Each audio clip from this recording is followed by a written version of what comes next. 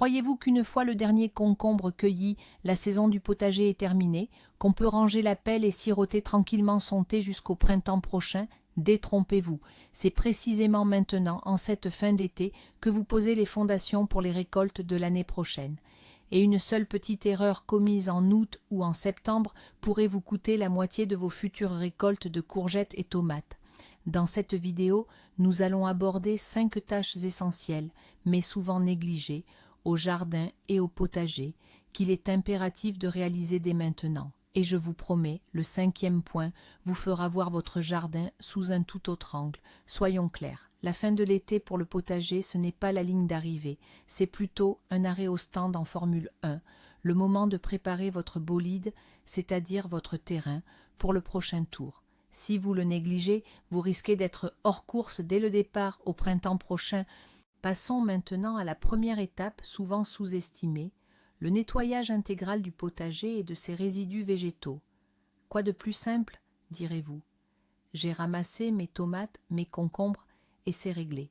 Mais c'est précisément là que réside le piège. Nous avons l'habitude de ne ramasser que ce qui est beau et finit dans nos paniers. Mais qu'en est-il de ce qui reste, de cette courgette pourrie qui a roulé sous une feuille, ou de cette petite tomate noircie tombée à terre? Vous pensez que ce sont des détails? Loin de là, chaque fruit oublié n'est pas qu'un simple déchet, c'est un hôtel 5 étoiles pour les infections et les nuisibles pendant tout l'hiver. Imaginez, voilà une tomate atteinte du mildiou qui traîne sur le sol. Pour les spores du champignon, c'est un abri idéal. Elles y passeront l'hiver tranquillement et au printemps, avec les premières chaleurs, elles s'attaqueront avec une vigueur renouvelée à vos nouvelles plantations, et vous vous demanderez d'où vient encore cette satanée maladie. Notre tâche numéro 1 est donc de faire un grand nettoyage, sans pitié et avec la plus grande minutie. Parcourez toutes les parcelles, regardez sous chaque feuille, ramassez absolument tout, les fruits tombés, abîmés, petits, difformes. Ne leur laissez aucune chance, cela ne concerne pas que les tomates, concombres, courgettes, poivrons, aubergines, la règle est la même pour tous, mais ce n'est pas tout. Vous avez ramassé les fruits? Parfait. Maintenant regardons la plante elle-même. Si elle a déjà donné tous ses fruits, son temps est révolu. Arrachez avec leurs racines toutes les fanes de tomates et de concombres, ainsi que les tiges de pommes de terre. Ne les coupez pas, mais arrachez-les, afin de ne laisser aucune souche dans le sol où les nuisibles pourraient aussi hiverner. Et le point le plus crucial, que faire de tous ces résidus? En aucun cas dans votre tas de compost habituel. Si vous n'êtes pas sûr à 100% que les fanes sont absolument saines, et il est presque impossible d'en être certain, alors vous créez simplement un foyer de maladie. La meilleure option est de les brûler. Si ce n'est pas possible, enterrez les résidus végétaux profondément dans le sol, mais loin de votre potager. Ou bien mettez-les dans des sacs noirs épais, nouez-les et laissez-les se décomposer au soleil pendant 1 an ou 2. C'est un véritable assainissement.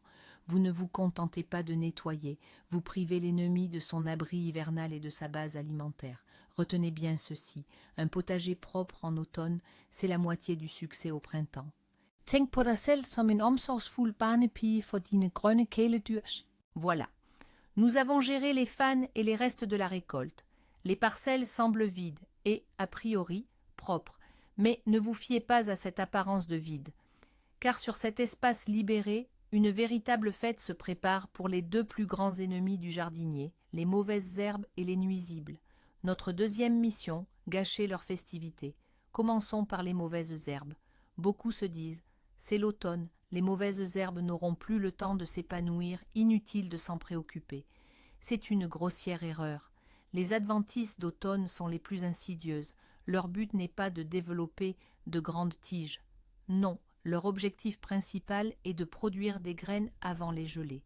Des milliers de minuscules graines qui passeront tranquillement l'hiver dans le sol pour transformer au printemps votre parcelle bien propre en un tapis vert continu, de chiens de mourons des oiseaux et de pissenlits.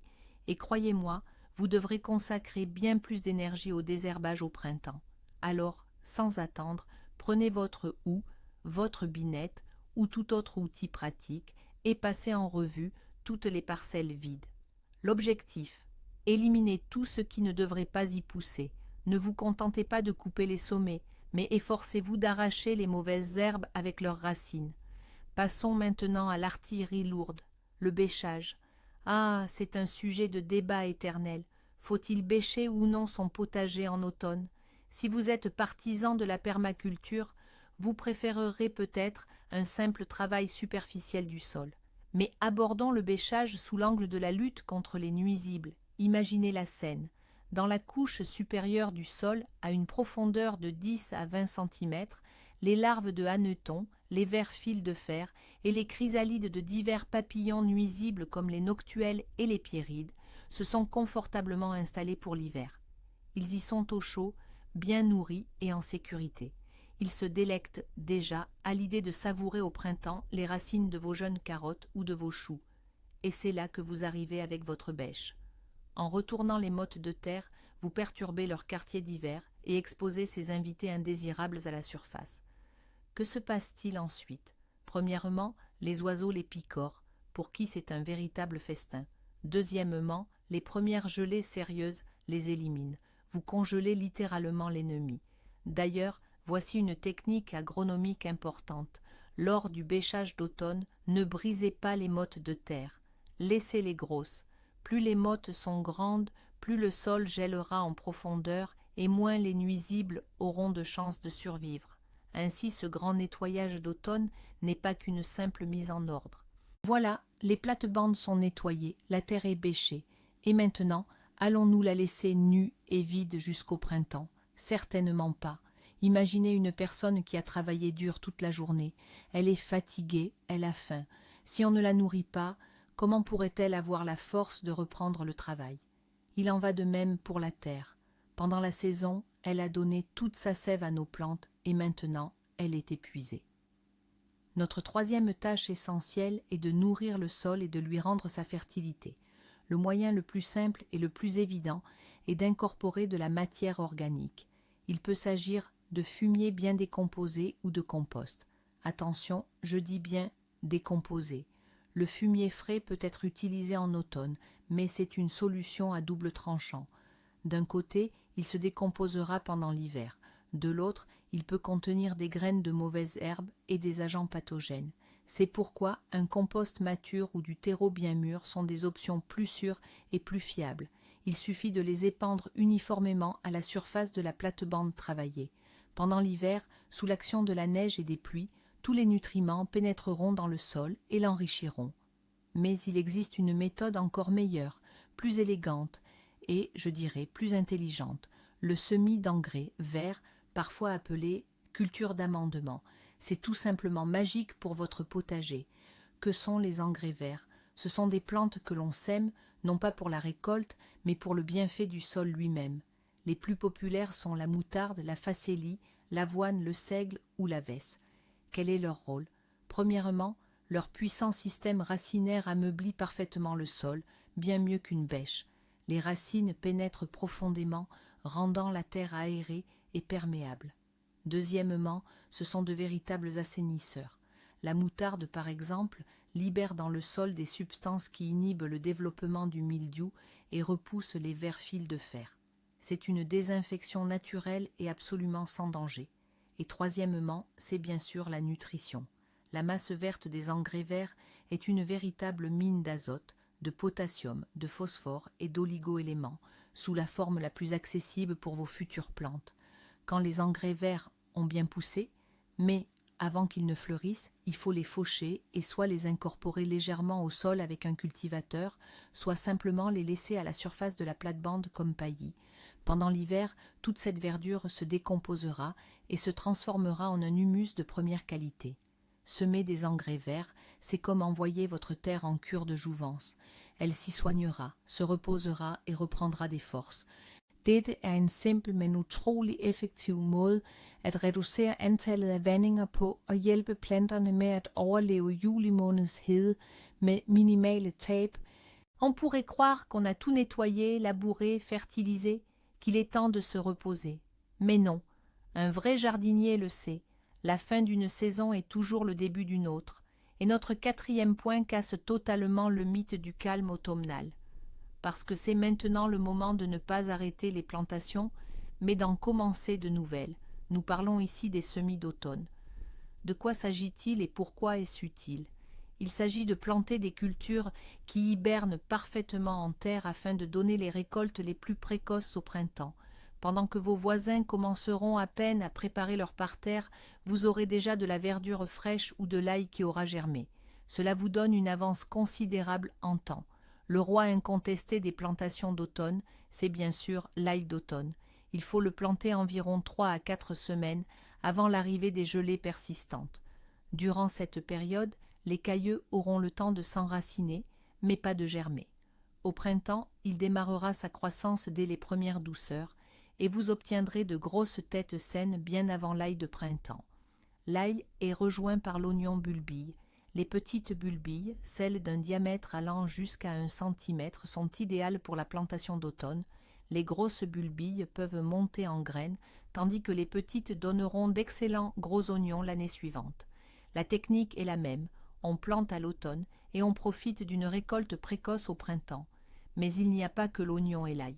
On peut et on devrait semer certaines verdures avant l'hiver. Aneth, persil, coriandre, épinards, oseille, toutes ces plantes supportent merveilleusement bien l'hiver sous forme de graines. Il suffit de préparer les sillons, de semer les graines un peu plus densément qu'au printemps et de les recouvrir de terre sèche ou de compost. Inutile d'arroser. Au printemps, dès que la neige fondra, l'eau de fonte réveillera les graines et vous aurez de la verdure pleine de vitamines sur votre table 2 à 3 semaines plutôt qu'avec un semis de printemps. Et n'oublions pas la beauté.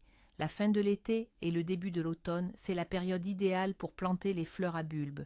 Tulipes, narcisses, jacinthes, crocus, muscaris, toutes doivent être plantées maintenant.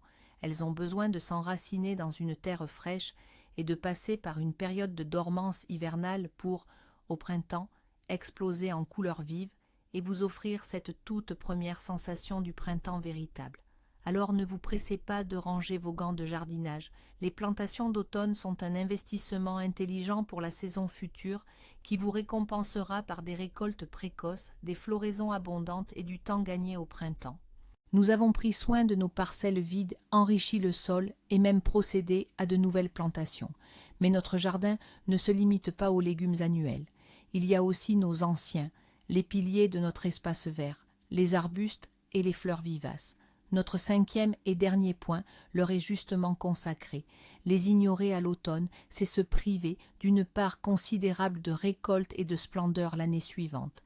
Il s'agit avant tout des arbustes fruitiers, les cassissiers, les groseilliers et les framboisiers. Une fois qu'ils nous ont offert tous leurs fruits, ils entrent en phase de repos. Et c'est le moment idéal pour la taille d'entretien et de structuration. Pourquoi est-ce si important ? Imaginez un vieux groseillier touffu et envahi. Au centre, un enchevêtrement de vieilles branches sombres, presque noires. Elles ne produisent presque plus de fruits, mais étouffent l'arbuste, entravent son aération et créent des conditions idéales pour les maladies et les parasites. De plus, elles puisent l'énergie des jeunes pousses productives. Notre mission est de procéder à une taille de rajeunissement. Munissez-vous de votre sécateur et coupez sans pitié à ras toutes les vieilles branches de plus de 4-5 ans, malades, cassées ou qui traînent sur le sol. Éliminez également les pousses faibles et chétives qui ne font qu'encombrer le buisson. Pour les framboisiers, coupez toutes les tiges de 2 ans qui ont déjà fructifié, ne laissant que les jeunes pousses vigoureuses de l'année. Ce type de taille permet d'atteindre plusieurs objectifs à la fois. Premièrement, nous améliorons l'exposition à la lumière et l'aération de l'arbuste, ce qui constitue la meilleure prévention contre les maladies fongiques. Deuxièmement, nous redirigeons tous les nutriments vers la formation de fruits sur les branches jeunes et vigoureuses. En conséquence, l'année prochaine, les baies seront non seulement plus nombreuses, mais aussi plus grosses et plus sucrées. Il en va de même pour les fleurs vivaces, en particulier celles qui ont tendance à s'étaler. Par exemple, les hostas, les pivoines, les iris, les hémérocalles. Si vous constatez que la touffe est devenue trop imposante et que la floraison est moins abondante, alors il est temps de la diviser. Déterrez délicatement la plante, secouez la terre et, à l'aide d'un couteau bien aiguisé ou d'une bêche, divisez le rhizome en plusieurs sections, appelées éclats. Chaque éclat doit posséder ses propres racines et plusieurs yeux de croissance. La partie centrale, plus ancienne, du rhizome est souvent jetée, tandis que les éclats jeunes et sains sont replantés à de nouveaux emplacements. Cela ne fait pas que rajeunir la plante mère, mais vous permet également de multiplier gratuitement vos fleurs préférées. Prendre soin des vivaces à l'automne n'est pas un caprice, mais une nécessité. C'est comme un rendez-vous chez le coiffeur et l'esthéticien pour nos protégés verts. Ils vous remercieront par une floraison luxuriante et une récolte généreuse. Et voici le grand tournant dont je vous parlais, le secret le plus important et la plus grande erreur de la plupart des jardiniers amateurs.